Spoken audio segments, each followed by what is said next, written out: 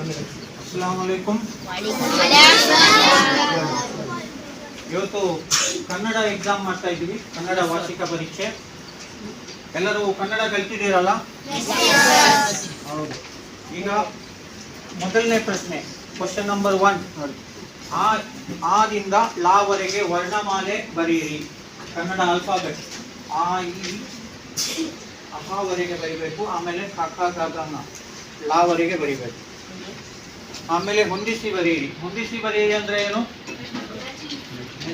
Matching, match the following. ಈ ಕಡೆ 5 ಇದೆ, ಈ ಕಡೆ 5 ಇದೆ, ಅದೆರಡನ್ನು ಹೊಂದಿಸಿ ಬರಿಬೇಕು. ಗೊತ್ತಾಯ್ತಲ್ಲ ಎಲ್ರಿಗೂ? ಆಮೇಲೆ ಕೆಳಗೆ ಬಿಟ್ಟಿರುವ ಸ್ಥಳದಲ್ಲಿ ಸರಿಯಾದ ಉತ್ತರ ಬರೆಯಿರಿ. ದಿನದ ಹೆಸರುಗಳು ಓದಿದೀವಲ್ಲ?